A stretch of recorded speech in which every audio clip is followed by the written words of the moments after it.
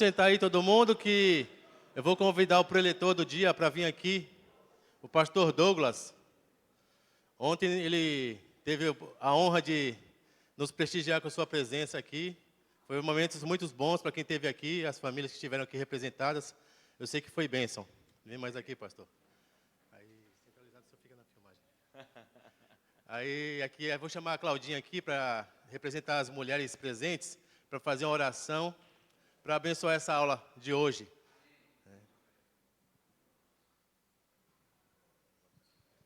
Amém. Querido Deus, nós te louvamos, Senhor Deus.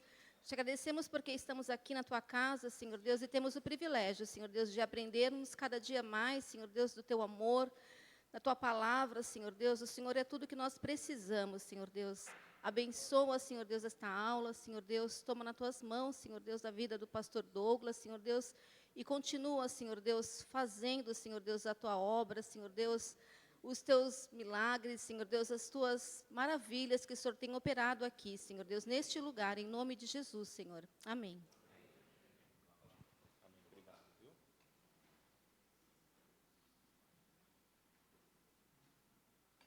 Bom dia, meus irmãos. Uma alegria mais uma vez estarmos juntos aqui. Eu já quero agradecer muito ao pastor Daniel, toda a diretoria da igreja, os irmãos que trabalharam aí na conferência ontem, né, proporcionando para mim e para a Luciana algo muito gostoso. Eu ia trazer uma saudação santista aqui, mas eu não vou fazer isso, porque eu sou santista, não é?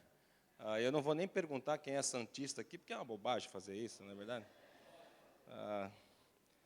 Mas graças a Deus tem cuidado de nós e somos gratos por tudo que Deus tem feito em nossas vidas. E certamente, quando estiver em Ribeirão Preto, procure-nos lá, em Ribeirão Preto, né? Eu sou pastor da Igreja Presbiteriana do Brasil, ali na Igreja Central de Ribeirão Preto.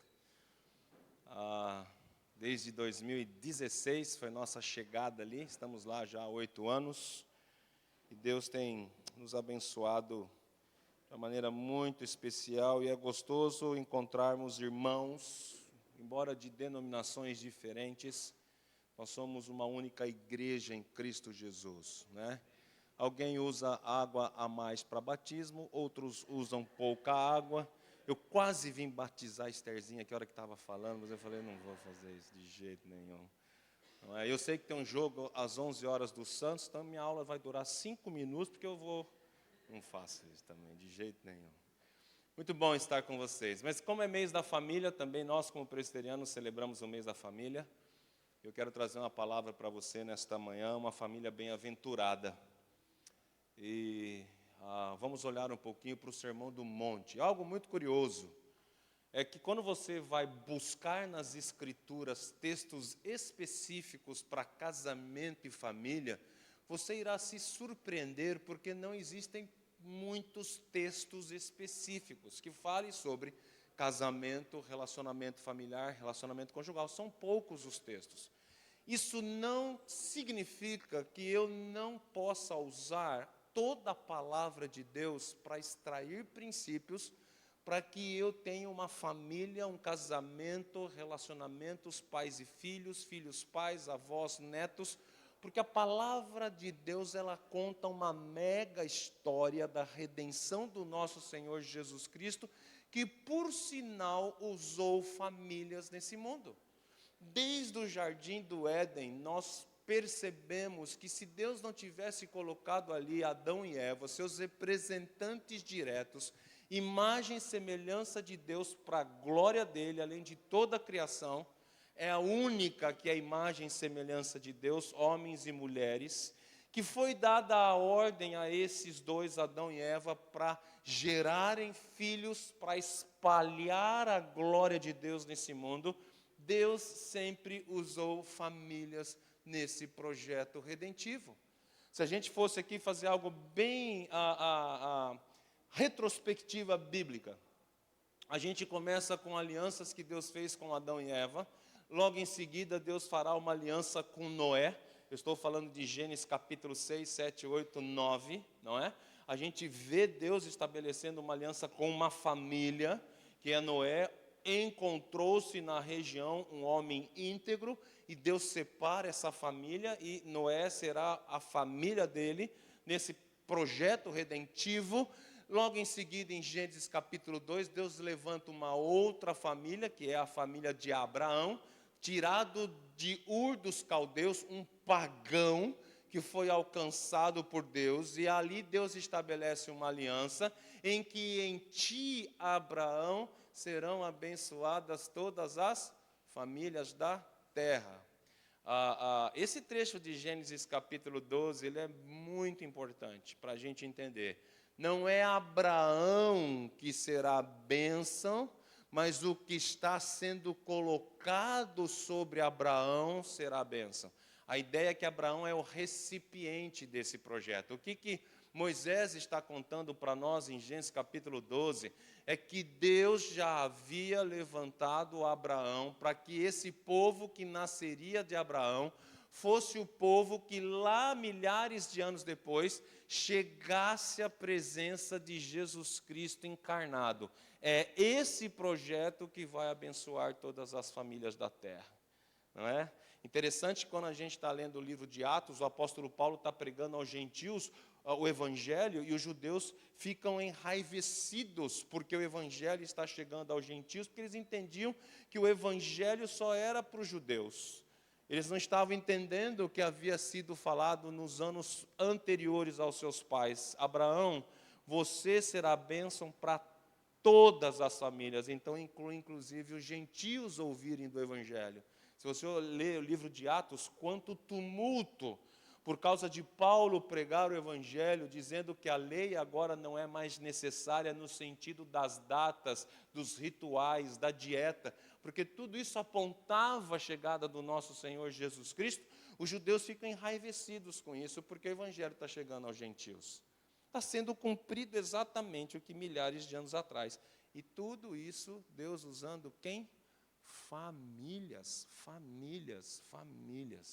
Se você for para a genealogia de Mateus capítulo 1, não precisa abrir, você começa a entender que Jesus veio por meio de uma família, quando ele se encarnou e veio até nós. Ouviu-se falar de um José, de uma tal de Maria, não é? José o carpinteiro, é esse o filho do carpinteiro?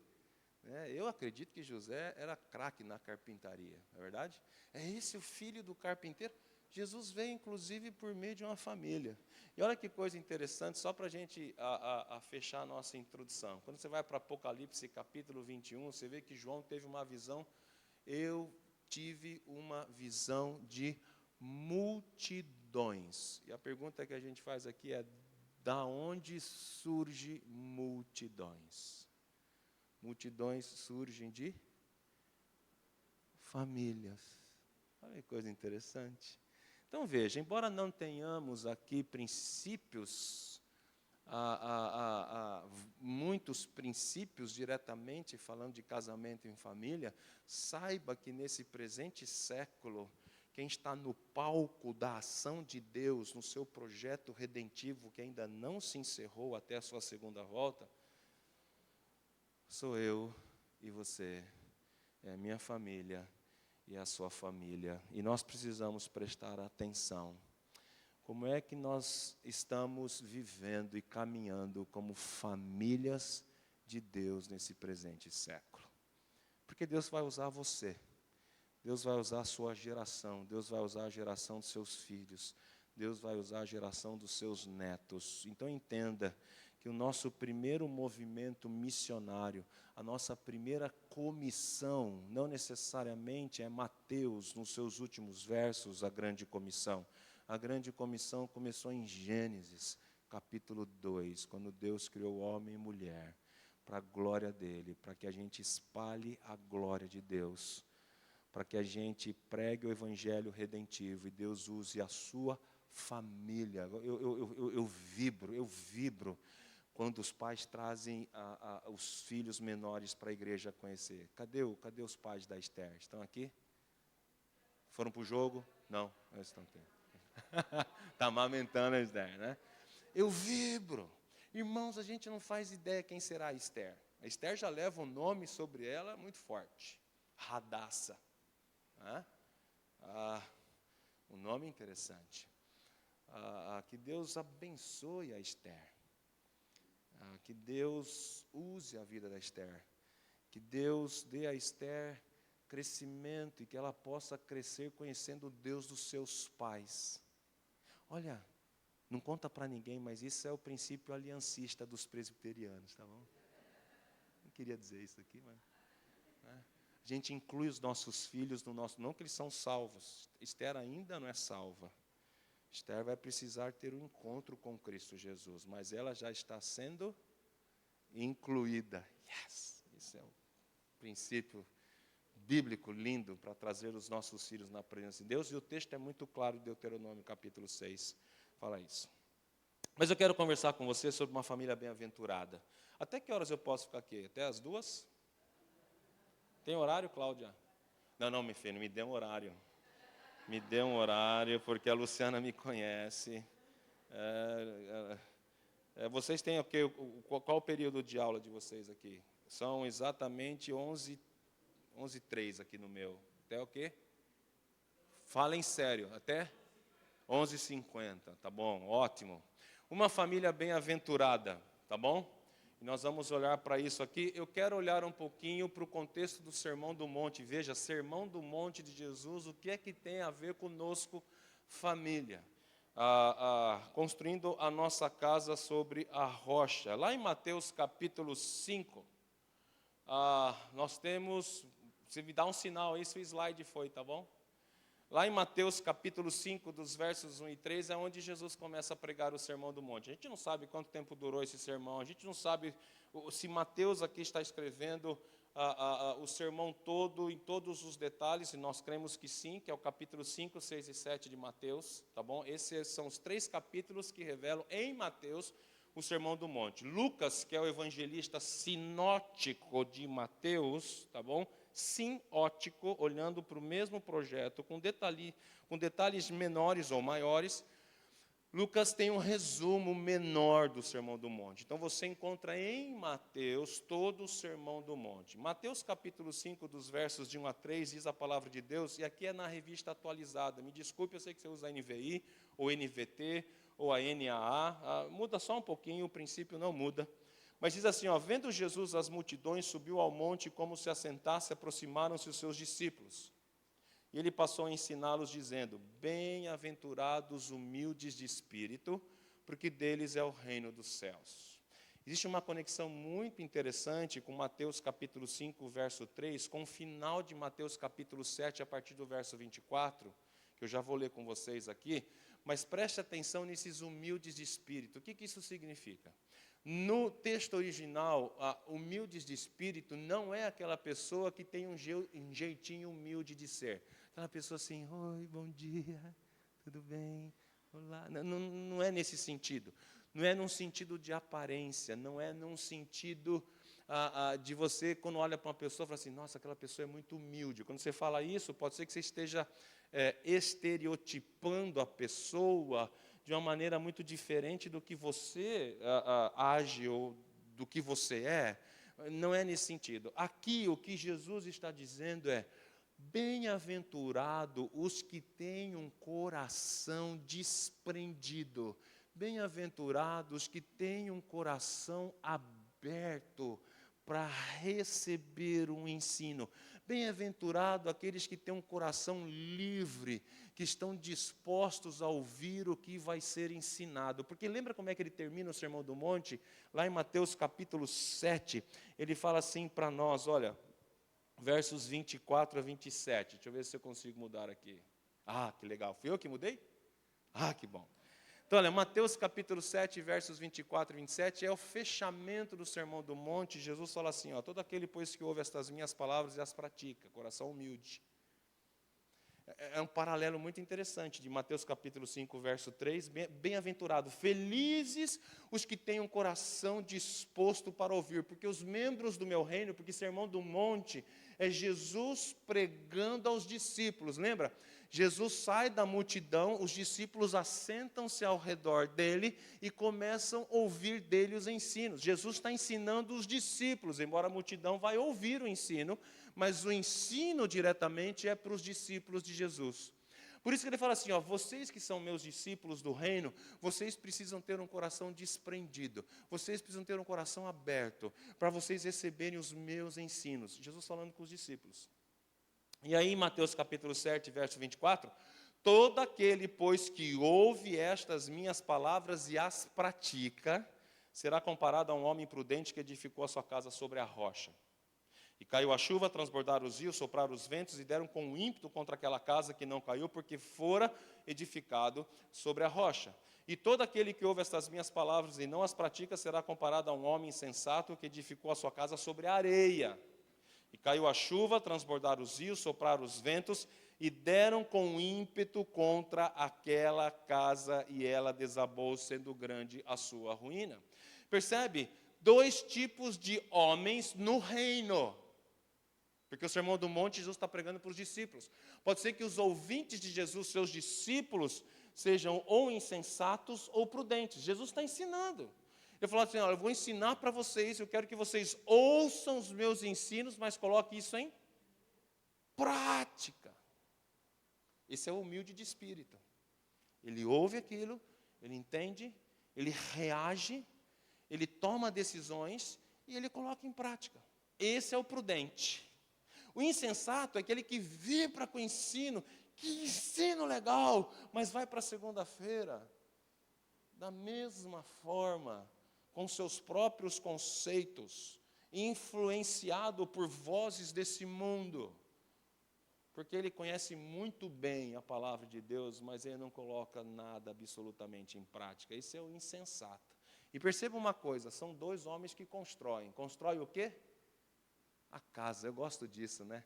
Jesus no Sermão do Monte trazendo uma figura da casa. Constrói a casa. A casa pode ser construída sobre a rocha. Esse é o prudente que ouve e pratica. A casa pode ser construída sobre a areia. Esse é aquele que conhece, participa, não perde uma escola bíblica dominical, é dizimista, tem uma cara boa na igreja, está envolvido com o ministério, mas vai lá durante a semana, começa a semana, ele é o mesmo, ainda influenciado pelo mundo, ainda não tomou decisões importantes no seu coração, ele acha que a vida é assim, Zeca Pagodinho, deixa a vida me levar, a vida leva eu, tudo errado. E deixe-me dar um aviso para você, que é um aviso um pouco chato.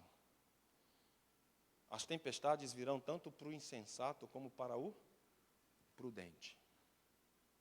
Tá bom? Ser crente nesse mundo não livra você de passar por períodos tempestuosos na sua caminhada cristã.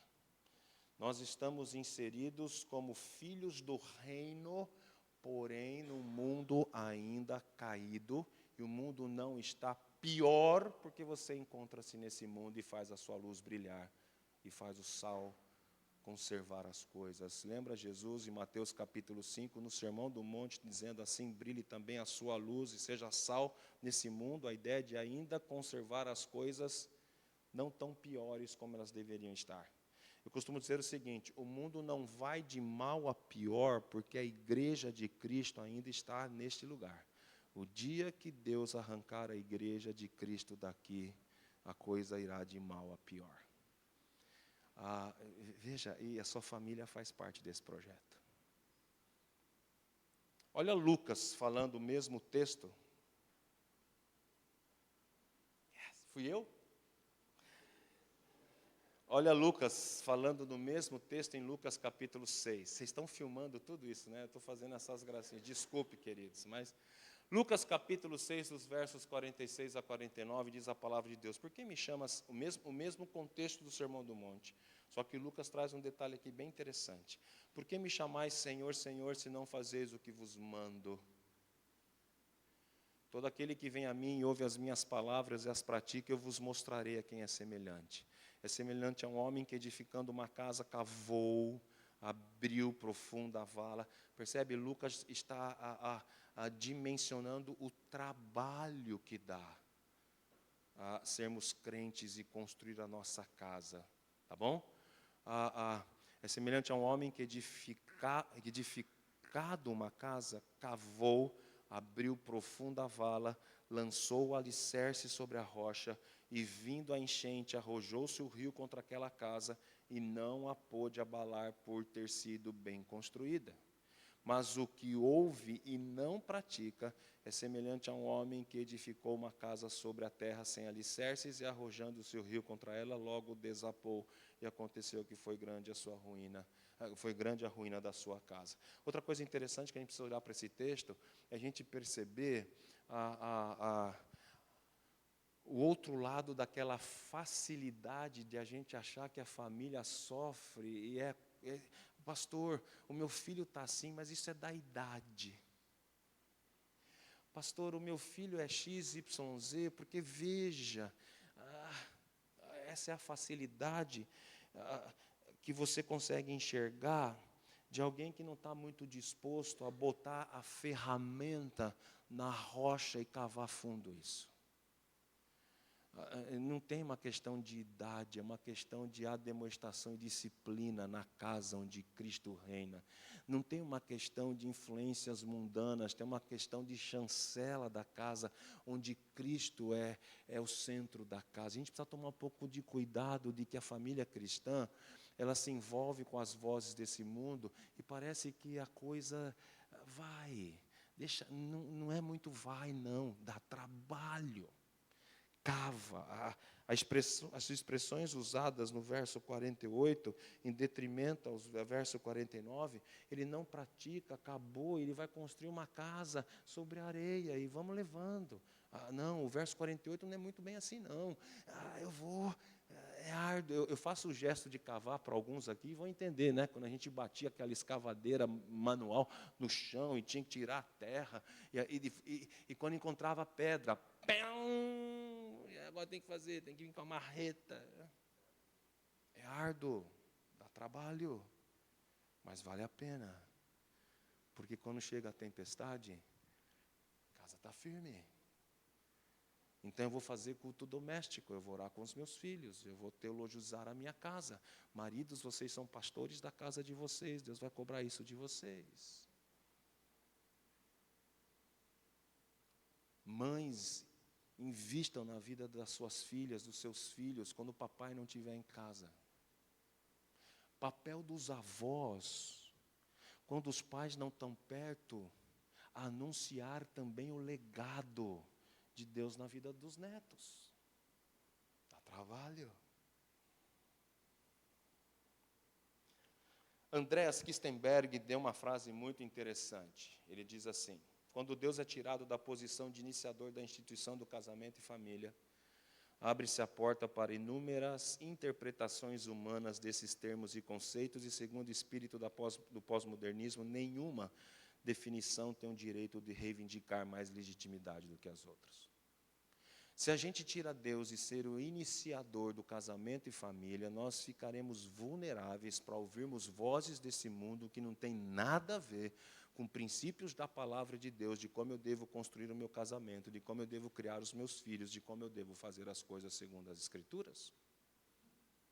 Se tem uma instituição mais atacada neste mundo, e você sabe, é família. Embora ainda se entenda que família é o centro da sociedade, o cerne da sociedade, nesse presente século não é mais. A desconstrução do casamento e dos princípios bíblicos, de um macho e fêmea que Deus os criou, hoje não é mais. A questão de filhos obedecerem os pais em tudo, segundo Paulo escrevendo aos Efésios, capítulo 6. Não. O sistema pedagógico de ensino, fora as margens do cristianismo, diz que os meninos, os filhos e as filhas ouvem seus grupos. Isso na palavra de Deus não existe. Os filhos, até se casarem, ouvem quem? Seus pais. Por isso você deve sondar como é que os nossos filhos, como é que a nossa casa. A W. Tozer tem uma frase muito interessante, que o mundo deseja ouvir uma voz legítima. E quem é que tem essa voz legítima para dizer ao mundo? É a igreja. O problema é que se a igreja se cala, não é? Esse mundo não ouve, ou por vezes as vozes do mundo entram dentro da igreja. Cuidado. Quando nós vamos para Efésios capítulo 5, só estou dando aqui uma introdução para você, mas eu prometo que nós vamos terminar aqui até meio-dia. Tá bom? Quando a gente vê Efésios capítulo 5, Paulo escreve essa carta, e Paulo na carta aos Efésios, ele traz uma série de preceitos, ensinos, condições, o princípio dinâmico, inclusive para a família. A partir do verso 18, a gente lê, não vos embriagueis com vinho, no qual há dissolução, mas enchei-vos do Espírito. A ideia de que uma família, a ideia de que a carreira cristã ela precisa ser cheia do Espírito Santo, porque depois vêm as suas consequências. Quais são as suas consequências? As consequências de que tanto eu e você, nós precisamos prestar atenção, de que nós precisamos ter um controle do Espírito Santo na nossa vida. O que Paulo está dizendo aos Efésios aqui é o seguinte: existe uma vida melhor. E essa vida melhor é vidas que são cheias do Espírito Santo de Deus. A partir do verso 19, nós vemos assim, falando entre vós com salmos, entoando, louvando de coração ao Senhor com hinos e cânticos espirituais, dando sempre graças por tudo ao nosso Deus e Pai, nosso Senhor Jesus Cristo, sujeitando-vos uns aos outros, pais, mães, filhos, pais, filhos, esposa, marido, esposa, sujeitando-vos uns aos outros. Percebe que tem uma qualidade de vida aqui melhor quando nós estamos cheios do Espírito Santo. O que Paulo está dizendo aqui para mim e para você é um imperativo. Sejam cheios do Espírito Santo diariamente.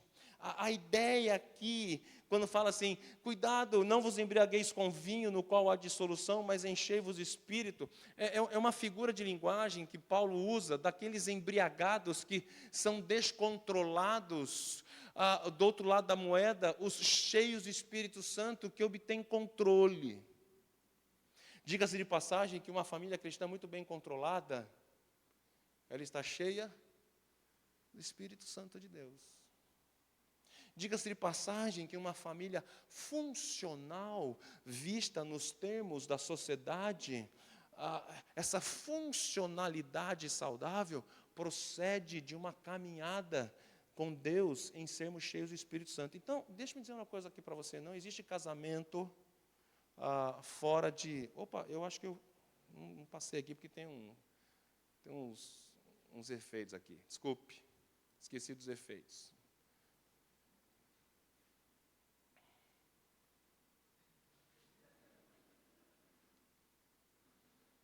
Isso. Entenda uma coisa, não existe bom casamento longe de espiritualidade. Não existe bom relacionamento familiar separado da presença do Espírito Santo de Deus. Porque lembra, quem criou tudo isso? Deus. Se foi Deus que criou tudo isso, Deus dá todo o recurso para isso funcionar bem. Por isso que nós precisamos ser cheios do Espírito Santo de Deus. Por isso nós precisamos buscar diariamente a nossa vida piedosa como pai, mãe, marido, esposa, filhos. Por isso nós precisamos teologizar a nossa casa, que é Deuteronômio capítulo 6, ouça Israel, terás um único Deus, só existe um único Deus, falarás esse Deus andando pelo caminho, levando as crianças para a escola, lavando louça, indo para o supermercado, conversando lá dentro da sua casa, ok? Tendo um tempinho prático para falar das coisas de Deus, teologizar, famílias cheias do Espírito Santo, casamentos cheios do Espírito Santo, porque não existe nada disso longe de Deus.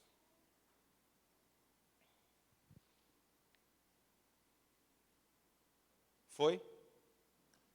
A dinâmica de famílias cristãs sólidas e felizes provém de um ambiente profundamente espiritual, promovendo segurança nos tempos das tempestades. Então percebe, não existe de maneira alguma vida conjugal, família saudável, sem a presença intensa de Deus em Cristo Jesus por meio do Espírito Santo. Esse deve ser o maior alvo da família cristã no século 21, como exemplos que nós vemos no Antigo Testamento. Lembra, Jó tem um exemplo muito interessante nos primeiros capítulos, que os seus 10 filhos davam festas, convidava lá, não é? As irmãs e os irmãos se reuniam e faziam festas. E lembra o que Jó fazia com seus filhos? Pegava os animais para o sacrifício, porque pode ser que os meus filhos nessas festas tenham pecado contra Deus. Então acorda todo mundo, vamos orar, vamos fazer os sacrifícios. É uma casa espiritualizada. Mas chegou tempestades para Jó, não chegou? E você lembra como Jó enfrentou essa tempestade? Porque Jó passou tudo que passou, porque Satanás foi discutir com Deus de uma maneira muito petulante, e usa a vida desse servo, e Deus fala o seguinte: eu vou colocar a vida desse servo à prova, para você entender, Satanás, que ele não me busca pelos bens que ele tem, ele me busca porque ele é fiel a mim. Glória a Deus. Está preparado para enfrentar o que Jó? Porque a gente gosta disso, eu sei, eu entendi seu glória a Deus. Mas pode ser que Deus coloque a gente em provas.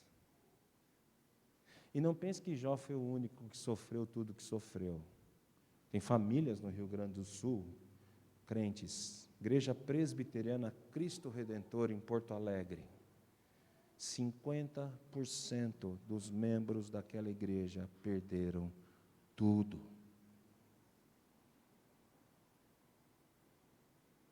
Então não foi só Jó.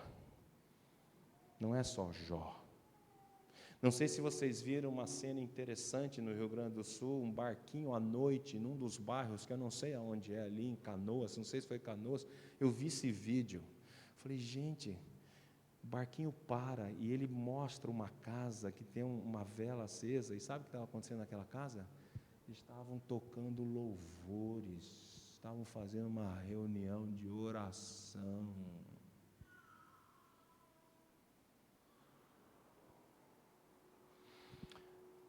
O que Paulo está dizendo para nós aqui, queridos? Olha lá, tem efeitos aqui, eu vou soltar todos, para a gente não perder muito tempo com isso. A vida de Cristo vivida através dele, pelo poder do Espírito Santo, capacita-nos a termos atitudes, comportamentos que nunca teríamos sem Deus. Maridos que pedem perdão às suas esposas, esposas que pedem perdão aos seus maridos. Isso aí só acontece porque Deus está lá. Atitudes que a gente faz dentro de casa que sem Cristo a gente nunca faria. Segundo, ser cheio do Espírito Santo não significa ter mais do Espírito, mas que o Espírito tenha mais de mim. Porque em 1 Tessalonicenses capítulo 5, o apóstolo Paulo disse assim, não apague o Espírito Santo. Não apagar o Espírito Santo não é porque o Espírito Santo é uma velinha, né? Uma vela acesa. Não é esse sentido. Não é, você não tem poder para interromper o poder do Espírito Santo. Só que tem uma coisa, vida pecaminosa encerra a conexão. Não é perda de salvação. É porque Deus não gosta de coisa suja. Então todo pecado suja. E quando o pecado suja, o Espírito Santo fala assim, não me manifesto nessa sujeira.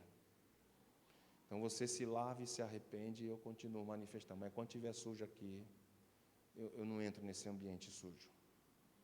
Essa é a ideia. O imperativo ser cheio do Espírito Santo indica que a plenitude do Espírito Santo é algo contínuo, enchei-vos é um imperativo, enchei-vos continuamente, todos os dias, tá bom? Você ter a prática de uma vida piedosa para que você tenha todos os recursos necessários para que você usufrua desse plano mestre que é as famílias do reino. Elas precisam encontrar-se seguras, porque no Sermão do Monte, cavar profunda vala, fundamento, e quando as enchentes chegarem, essa casa não se abala, isso é segurança. Pastor, como é que eu tenho segurança no meu casamento? Dobre o seu joelho, seja cheio do Espírito Santo. Pastor, como é que eu tenho segurança das coisas desse mundo na minha família? Chame toda a sua família, coloque Deus no centro, diariamente, teologize a sua casa, você vai ter segurança vivendo nesse mundo. Mesmo que tenha enchentes, pastor, mesmo que tenha enchentes. Davi Murk, não sei quantos de vocês conhecem, pastor Davi Murk, ele foi um grande mentor na minha vida, na vida da Luciana. Vou tirar esses efeitos aqui também, deixa eu ver se dá para... Davi Murk, uma vez, antes mesmo de lançar um material, que é Estabelecendo Alicerces, um bom material, hoje são acho que 4 livros menores, um bom material para discipular de famílias e casamentos, Estabelecendo Alicerces, pastor Davi Murk. Certa vez ele falou assim: Douglas, o ministério, casamento e família, ele tem ciclos, e o primeiro ciclo é marido e esposa, né? A primeira coisa que acontece no início de uma família é o casamento. Então veja que coisa interessante, irmãos. Aqui eu quero ser bem radical com você. Eu não sei quantos de vocês têm filhos adolescentes aqui. Eu tenho uma filha, aliás, vou mostrar a foto da nossa filha, né? Da nossa família. Tem aí? Dá para interromper? Só depois? É melhor, não vou mexer em nada aqui, está dando certo, né? Então depois no final a gente põe a foto da família aqui. Mas olha que coisa interessante. Eu tenho uma filha de 14 para 15 anos, né? O André tem 18, meu filho já é casado, mais velho, 26 anos, é pastor com a gente lá em Ribeirão Preto. Mas o primeiro movimento da família é o casamento. E eu sempre tenho dito para eles o seguinte: e nós temos uma aliança entre nós. A primeira aliança é o seguinte: namorados e genro do papai, crentes.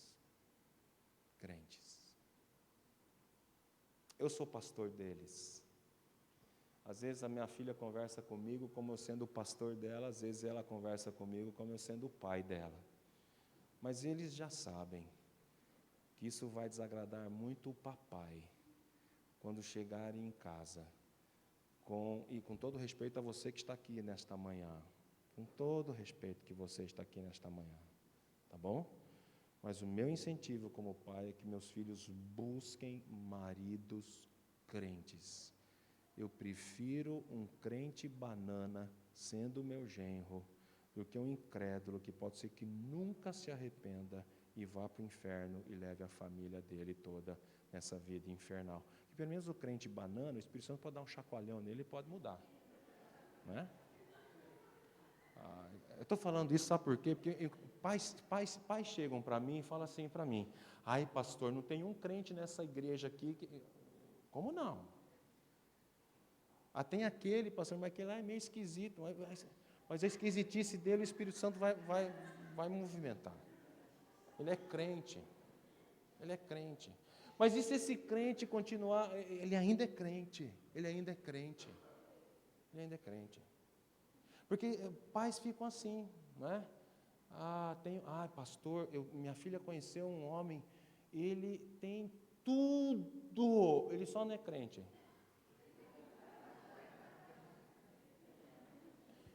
Vão se casar. Ela vai chegar e vai dizer o seguinte: vamos para a igreja. Ele vai dizer: não vou. Vamos orar. Não quero. Meu filho precisa ter uma conversa com você. Que conversa? Que ele vai na mesa de bar tomar uma cerveja e falar que ele precisa perder a virgindade. Então veja, irmãos, se você quer cavar profunda vala e deixar esse legado, ensine os seus filhos a continuar isso.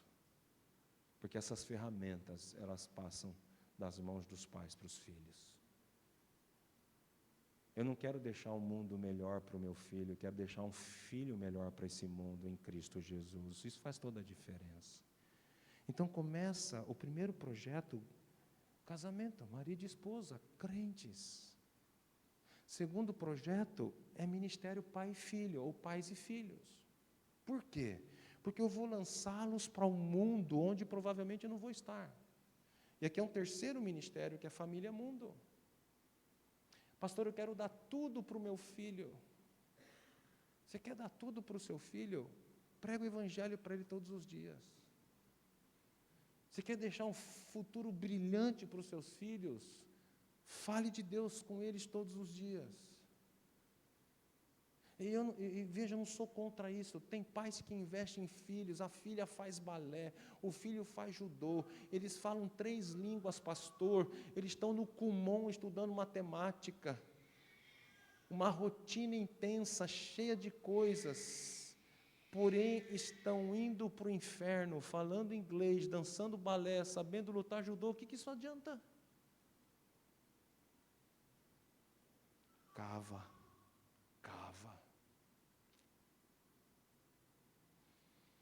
Proteção familiar, esse é o projeto de Deus para a nossa vida. Salmo 101, verso 7, Davi escrevendo: não há de ficar em minha casa o que usa de fraude, o que profere mentiras, não permanecerá ante os meus olhos. Aí, voltando para o Sermão do Monte, eu quero trazer para você 3 princípios aqui. Legal. 3 princípios. O primeiro deles encontra-se em Mateus capítulo 5, dos versos 27 a 30. Mateus capítulo 5, dos versos 27 até o verso 30. Se você tem a sua Bíblia, abra ela aí. Mateus capítulo 5, dos versos 27 até o verso 30. Primeiro ensino do Sermão do Monte. Lembra, não existe família saudável sem a ação do Espírito Santo de Deus. Eu dei uma navegadinha na carta de Paulo aos Efésios, agora eu vou entrar no Sermão do Monte. Humildes de espírito, livres para ouvir os ensinos que Jesus está dando no Sermão do Monte, para que você agora aplique pela ação do Espírito Santo esses princípios na sua vida. Primeiro, proteja sua família de impureza moral. Nós vivemos num mundo, e vai piorar, agora não quero ser aqui mentiroso para você, mas esse mundo irá de mal a pior no assunto de pureza moral. Pelo contrário, esse mundo é sujo. Nós estamos dentro dele, vivendo dele, embora somos do reino, vivendo nesse mundo sujo, nós precisamos trancar as portas da nossa casa de sujeira moral. Olha o que diz o texto de Mateus capítulo 5, dos versos 26 em diante. Os homens tiveram isso um pouquinho ontem, desculpe homens, vou repetir. Ouvistes que foi dito, não adulterarás, eu porém vos digo, qualquer que olhar para uma mulher com intenção impura no coração já adulterou com ela. Se teu olho direito te faz tropeçar, arranca-o, lança-o de ti, pois te convém que se percam dos teus membros e nada seja todo o teu corpo lançado no inferno. E se a tua mão direita te faz tropeçar, corta-a e lança-a de ti, pois te convém que se perca um dos teus membros e não vá todo o teu corpo para o inferno. Interessante, Jesus está dizendo aqui uma frase curiosa. Ouvistes o que foi dito. Alguém disse algo que o povo de Israel ouviu e falou assim: rapaz, esse negócio é bacana. Ouvistes o que foi dito. 2 rabinos na época, muito influentes, um chamado Shammai e Hillel, que eles diziam mais ou menos assim: se eu não conheço o marido daquela mulher e tiver relações sexuais com esta mulher, não conhecendo o marido dela, eu não cometi adultério. Olha que legal! Eu não sei quem o marido dela é, então eu vou lá, tenho relações sexuais com essa mulher, não sei o nome do marido, não faço ideia quem seja. Isso para Shammai e Hillel não era adultério. Por isso que você ouve Jesus dizer o seguinte: ouvistes o que foi dito por Shammai e Hillel, não adulterarás. Era esse o princípio: eu não conheço o cônjuge, eu tenho relações sexuais, não adulterei. Jesus falou assim: eu digo agora para vocês o que é, o que o meu pai criou, o que foi feito, porque eu estava lá. Eu quero dizer uma coisa para você: se você olhar com intenção impura para alguém que você nem sabe quem é direito, você já está diante de mim adulterando.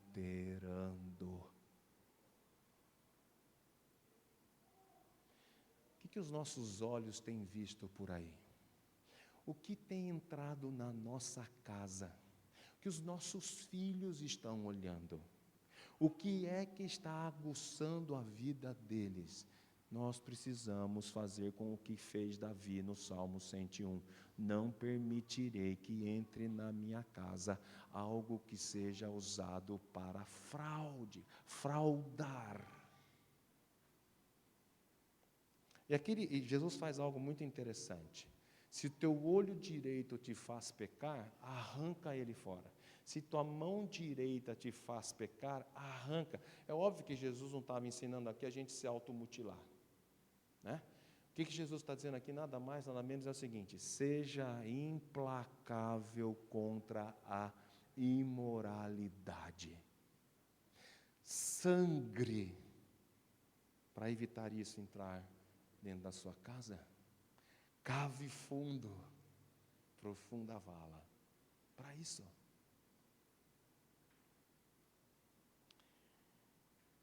A palavra inferno no texto aqui, para que teu corpo todo não seja lançado no inferno. Lembra que Jesus está pregando esse sermão para quem? Para os discípulos. Pastor, mas os discípulos vão para o inferno? Porque essa palavra inferno aqui não necessariamente é aquele lugar da condenação eterna. O que Jesus está dizendo aqui para os discípulos é o seguinte: se vocês se envolverem com imoralidade tal, sendo do reino, a vida de vocês será um inferno. Você já deve ter usado essa expressão ou ouviu essa expressão em algum dia assim: como é que está seu dia hoje? Rapaz, minha vida hoje está um inferno. Quer dizer, ela não está no inferno, mas ela está enfrentando uma série de consequências ou uma série de problemas, porque ela tomou uma escolha errada, ela fez algo equivocado e traz as suas consequências. O que Jesus está dizendo aqui é o seguinte: não flerte com a imoralidade, porque você vai se dar mal. Você vai se dar mal. Cuidado, cuidado. Então, princípio para a gente lembrar aqui é exatamente esse princípio: cuidado com a imoralidade, a impureza moral. Seja implacável. Não permita a entrada de impurezas sutis que trará a sua casa em ruínas, para que não sobre somente escombros da vida. Cuidado. Quantas famílias, quantos casamentos, quantos relacionamentos foram estragados, sofrem por causa de imoralidade. Na casa de um bem-aventurado de espírito humilde, isso não pode existir. Isso não pode acontecer. Só para a gente lembrar os Salmos de número 101, Davi: cantarei a bondade e a justiça, a ti, Senhor, cantarei, atentarei sabiamente ao caminho da perfeição. Ó, quando virás ter comigo, Deus? Olha o que ele fala aqui, ó: portas adentro em minha casa terei coração sincero. Não porei coisa injusta diante dos meus olhos, aborreço o proceder dos que se desviam, nada disto se me pegará. Davi, um Davi transformado, né? Porque lá no passado o bichão escorregou na banana lá com Batseba, mas o Espírito Santo transformou a vida desse homem e disse: a partir de agora isso não entra mais dentro da minha casa, acabou, acabou. Então tome muito cuidado com isso. Segundo princípio do Sermão do Monte, está lá em Mateus capítulo 6, os versos 19 e 21 e o verso 24, o texto de Mateus capítulo 6, um Sermão do Monte, fala assim: olha, cuidado com o coração no tesouro. A ideia aqui de Mateus capítulo 6, no versos 19, se você está com a sua Bíblia aberta aí, você pode andar um pouquinho para frente das páginas da sua Bíblia, você vai ler assim, ó: não acumuleis para vós outros tesouros sobre a terra, onde a traça e a ferrugem corroem, e onde ladrões escavam e roubam, mas ajuntai para vós outros tesouros nos céus, onde traça nem ferrugem corroem, onde ladrões não escavam nem roubam, porque onde está o teu tesouro, é bem possível que o teu coração esteja lá. A ideia aqui de Jesus é o seguinte: não é proibido ser rico, tá bom? Aliás, diga-se de passagem que no reino, ser rico e ser pobre não faz diferença, porque o rico do reino dá da sua riqueza, e o pobre do reino dá da sua pobreza. Olha que coisa interessante. Lembra da viúva? Lembra da viúva na sinagoga? Então essa ideia assim de, pastor, rico, pobre, somos crentes. A pobreza do crente está no mesmo patamar da riqueza do crente, porque ambos são crentes e nem a pobreza e nem a riqueza tem domínio sobre eles. Interessante isso. Aliás, diga-se de passagem que tanto o rico como o pobre no reino são tremendamente ricos em Cristo Jesus, não importando a sua condição de vida aqui neste mundo. Mas então, pastor, por que Deus dá mais para os outros e dá menos para os outros? Eu não sei, a gente vai ter que perguntar isso lá em cima, mas eu tenho certeza, e eu vejo isso claramente, que tanto o pobre do reino, como o rico do reino, são tremendamente satisfeitos do Senhor. O pobre dá da sua pobreza, isso aqui é fidelidade, e o rico dá da sua riqueza. Eu vou fazer uma pergunta aqui chata, você tem dado? Você luta com isso? Tem colocado o seu dinheiro aqui nesse projeto? Na Cairu 33? Né? Ah, pastor, se sobrar já é um problema. Se o pensamento é se sobrar, você está com um problema com esse texto aqui. Você está com um problema muito sério com esse texto. Teu coração está em valores errados. Eu não estou dizendo que você não tem que trabalhar, porque foi Deus quem te deu trabalho para você trabalhar. E trabalhe como servo de Deus e seja o melhor empregado daquele lugar. Estou citando Efésios capítulo 5 aqui. E se você é patrão, seja o melhor patrão deste mundo aos seus empregados, porque você é um crente. Mas cuidado com o seu coração, cuidado com os valores. Verso 24 diz assim de Mateus 6, ninguém pode servir a dois senhores, porque ou há de aborrecer-se de um e amar ao outro, ou se devotará a um e desprezará ao outro. Não podeis servir. A ideia de servir aqui é o seguinte: o Deus do dinheiro toma o lugar do Deus supremo, soberano e único. A ideia de servir aqui é ser servo de.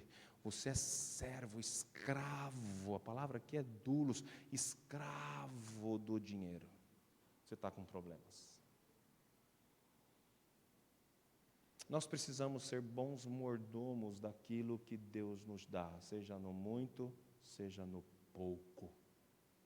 Porque eu vou prestar contas diante de Deus do que é que eu fiz com tudo aquilo que Deus me deu. Algo muito curioso desse texto de Mateus é que, se você seguir o texto aqui, né, as riquezas que fazem reinos no coração, amor ao dinheiro traz outro senhor na vida, que é a expressão de servo. Na sequência, você lê esse texto aqui, por isso vos digo, não andeis ansiosos pela vossa vida, quanto ao que é a vez de comer, beber, nem pelo vosso corpo, quanto ao que é a vez de vestir, não é mais a vida do que o alimento e o corpo mais do que as vestes? Aí você fala assim, pastor, mas o que tem a ver? Ansiedade é a raiz de um coração no dinheiro. Olha que coisa interessante.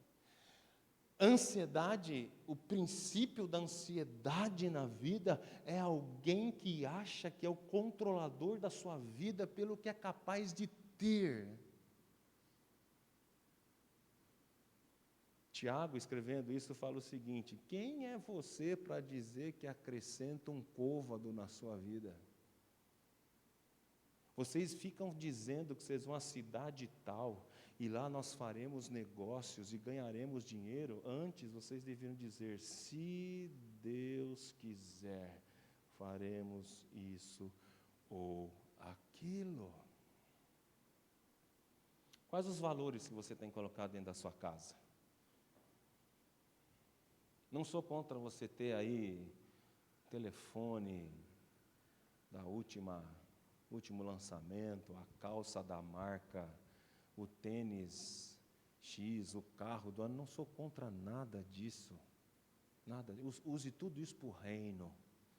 Use tudo isso para a glória de Deus.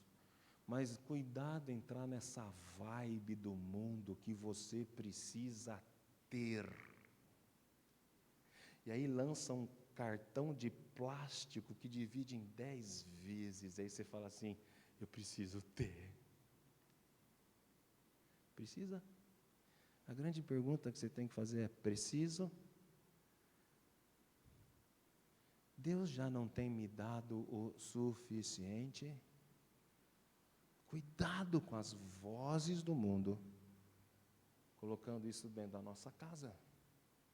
Famílias endividadas, crentes com nomes sujos no mercado, que não têm responsabilidade com o que Deus está dando, porque é Deus quem dá, querido. Desculpe dizer para você, se você trabalha, não necessariamente é pela sua capacidade, é porque Deus te dá esse trabalho.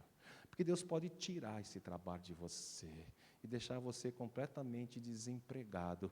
E aí você vai morrer de ansiedade. Não morra, porque Deus vai suprir todos os dias. Vai mudar o cardápio.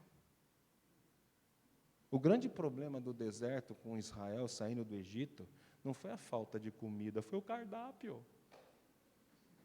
O cardápio. Eles tiveram comida todos os dias, mas eles queriam mudar o cardápio. Aí Deus falou assim, vou dar carne para você comer pelo nariz. Cuidado. Estamos chegando ao fim aqui da nossa manhã. Um terceiro princípio para a gente ter proteção da nossa família. Casamentos e famílias com limites. Mateus capítulo 7, dos versos 13 e 14, você sabe de cor. Quer ver como você sabe de cor? Porque você já deve ter usado esse texto algum dia. E pode ser que você fora equivocadamente na compreensão desse texto. Porque o texto de Mateus capítulo 7 diz assim: entrai pela porta estreita, larga é a porta, espaçoso o caminho que conduz para a perdição, e são muitos os que entram por ela. Porque estreita é a porta e apertado o caminho que conduz para a vida, e são poucos os que acertam com ela. Você já deve ter ouvido alguém pregar o Evangelho e usar a figura dessas portas. Olha, você precisa entrar pela porta, porque a porta larga leva para a perdição. Esse texto aqui não tem a ver com a salvação, porque Jesus está pregando o Sermão do Monte para quem mesmo? Para os discípulos. O que Jesus está ensinando aqui é o seguinte: a vida do crente, a vida dos membros do meu reino nesse mundo é vida estreita. É estreita. Quer ser meu discípulo? Tome a sua cruz, negue-se a si mesmo. Isso é estreito, gente. Isso é estreito, isso é abandonar, isso é despojar, isso não é fácil. Cuidado pregar o Evangelho por aí, falar assim, querido, aceita Jesus como seu Salvador, porque seus problemas serão, pode ser que os problemas aumentem, e muitos. Cuidado em encaixotar o Evangelho num pacotinho de presente muito bonito. Irmãos, deixe-me dizer uma coisa para você, o Evangelho tumultua. Tumultua. Ele não é fácil, ele não é para qualquer um. É por isso que Jesus fala assim, poucos entram pela porta estreita. Tiago nem bem é apóstolo, irmão de João. Herodes já o decapita em Atos capítulo 12. A gente começa a folhear as páginas de Atos e ver os crentes do primeiro século, eu me sinto envergonhado, porque crente no século 21 vive uma vida fofinha, vive uma vidinha muito camuflada, que o mundo olha e fala assim, você... é muito igual. Diga-se de passagem, quantas vezes você pregou o Evangelho essa semana para alguém lá no seu serviço? Quantas vezes você foi hostilizado, injuriado, odiado por ser crente, porque Jesus disse isso: o mundo os odiará, não por causa de vocês, mas por causa do meu nome em vocês.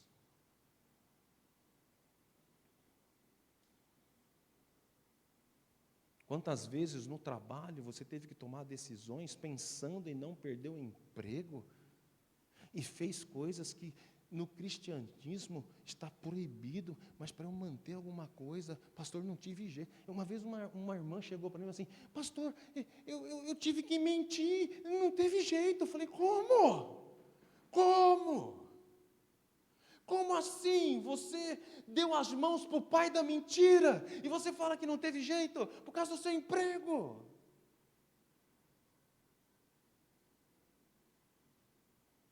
Pais que não têm coragem de dizer para os seus filhos o que deve ser feito, porque eu recebi uma informação pedagógica que meu filho não pode ser contrariado. No nome de Jesus, meu irmão, minha irmã, presta atenção nisso. Vocês estão conduzindo o filho de vocês para o inferno.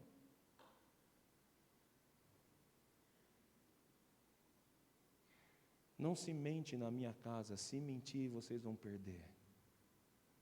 Mentiu? Perdeu. Em determinada época da faixa etária, era vara no bumbum. O pecado tem que doer. Porque se o pecado não doer, tem problema. Então abaixa as calças aí, 3 varadinhas. Não é 3 palavrinhas só, 3 varadinhas. Vai doer. Eles sabem que todo pecado dói. O meu filho que é pastor hoje, Pedro, 26 anos, está passando mal, coitado, lá, porque foi num casamento. Ontem comeu as coisas lá e amanheceu vomitando, está lá ruim.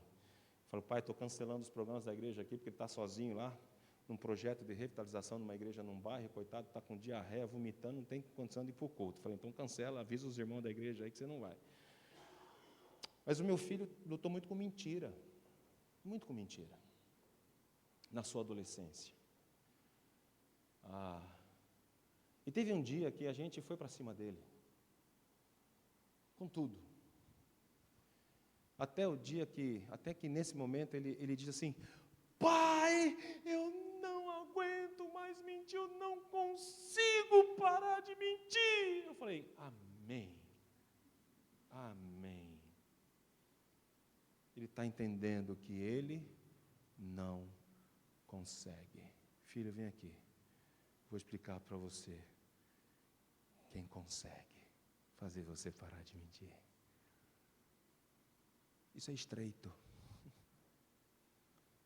Se você quer ser uma família abençoadora nesse mundo, você precisa entrar pela porta estreita. Porque larga é a porta, e larga é a porta que leva para perdição. Perdição também não é uma palavra aqui. Inferno, perdição vocês vão perder. Os filhos do reino, que alarga as fronteiras, sem limites, que pode, é da idade, pastor, vai passar. Esse é o conceito mundano. Ok? Crianças na nossa igreja lá em Ribeirão Preto, que passa por meio dos adultos e dá um chute na canela, e todo mundo fala assim: ai, que lindo! Isso aí é estultícia do coração da sua criança. Você vai puxar ela. Eu tenho a liberdade de eu ver algum filho de membro da minha igreja chutando perna de todo mundo e falando: vem aqui.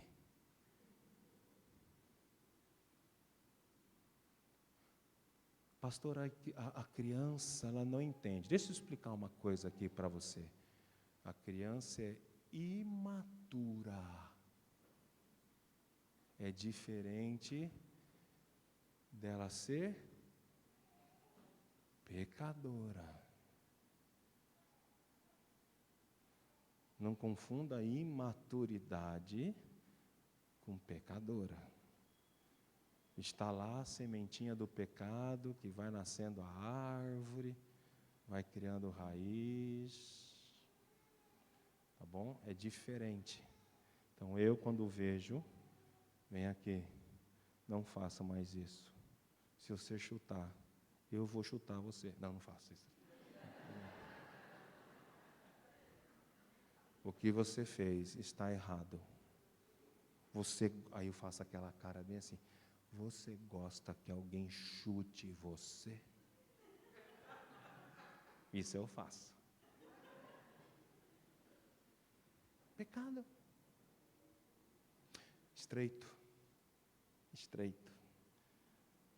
Se você quer ser uma família bem-aventurada, você precisa pensar que temos limites. E Deus sempre colocou limites. Olha, tem limites dos 10 mandamentos em Êxodo 20. Tem limites em Provérbios 4, 23, de tudo que se deve guardar, guarda o teu coração, limite. Tem Provérbios em 2 Coríntios, capítulo 6, verso 14, não se põe em julgo desigual, limite. Ok? Isso é porta estreita. Preste muita atenção nisso. Quando Paulo fala para Timóteo que ele vai assumir a igreja em Éfeso, ele diz assim para Timóteo, olha, isso aqui é Paulo escrevendo para Timóteo sobre Éfeso. Paulo, você vai para a igreja de Éfeso, e lá na igreja de Éfeso, saiba, porém, Timóteo, estas coisas. Nos últimos dias, deixa eu explicar para você qual é esse período dos últimos dias, porque a gente lê na Bíblia assim, nos últimos dias, você já pensa que é quando? É lá, né, pastor? Mais para frente. Não, querido. Biblicamente, os últimos dias é o tempo que compõe da primeira vinda de Jesus até a segunda. Porque depois da segunda vinda, não tem mais dia a viver esse mundo. Tá bom? Então, últimos dias é esse tempo, da primeira vinda de Jesus até a segunda vinda de Jesus. Então, nós já estamos vivendo nos últimos, porque quando Jesus voltar, depois da segunda volta, acabou os dias. Beleza? Entenderam? Dúvida aqui? Nós já estamos nesse período dos últimos dias, tá bom? Paulo está dizendo, Timóteo, nestes últimos dias, você vai enfrentar tempos difíceis lá em Éfeso. Porque lá em Éfeso, os homens serão egoístas, avarentos, jactanciosos, arrogantes, blasfemadores. Já não são? Você conhece gente assim já? Blasfemadores, desobedientes aos pais,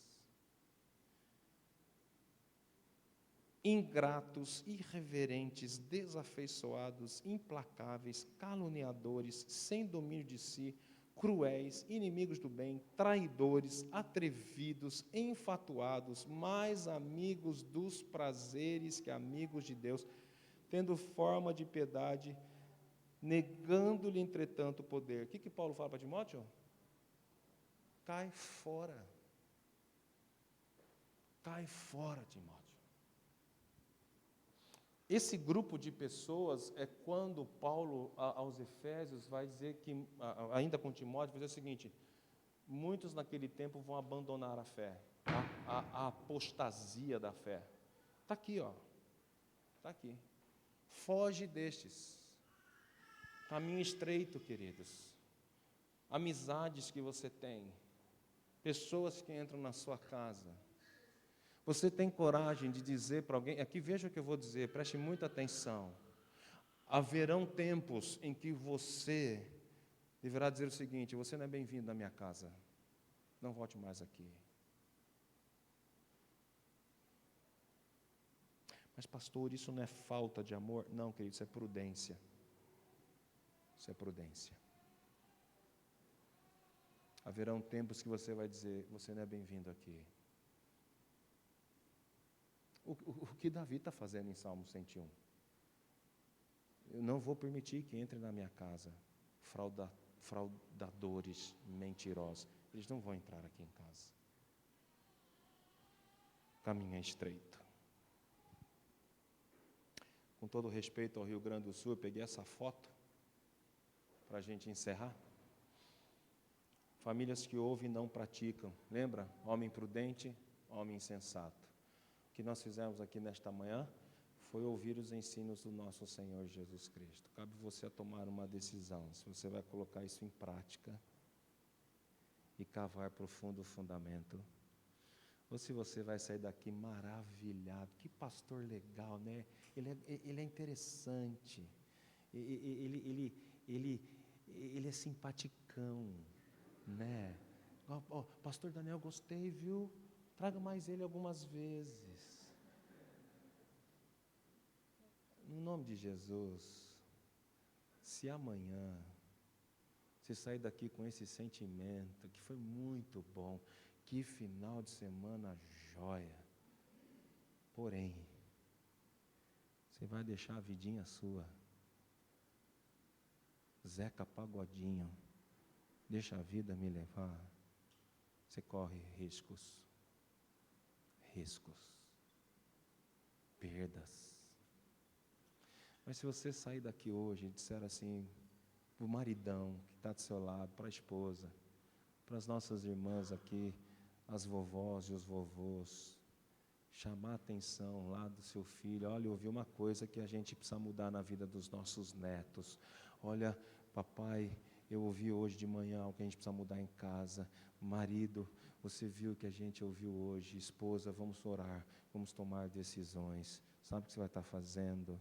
Cavando profunda vala, e a sua família será bem-aventurada, não boa aventureira, é bem diferente.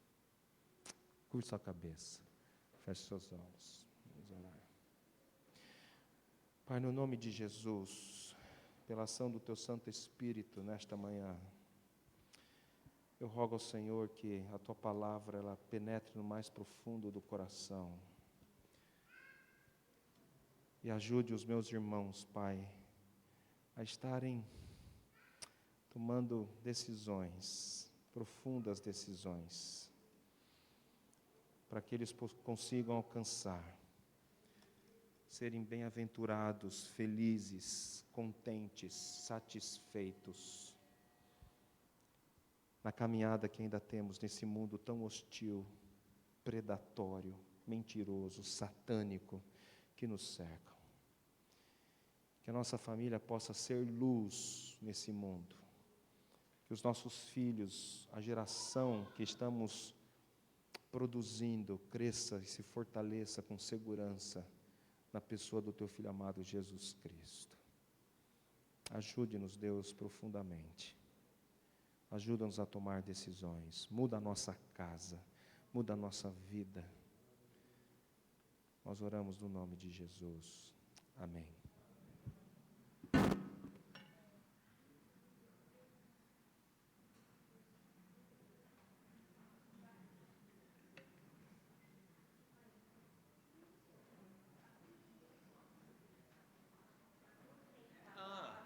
Obrigado. Querido, minha família aqui, ó. Tá bom? Aqui da sua direita para a esquerda aqui, ó. Pedro, meu filho mais velho. Aqui embaixo é minha nora Ana Luísa. A Lia está aqui no meio. Fará 15 anos em julho. Estou aceitando alguns contratos, alguns varões crentes.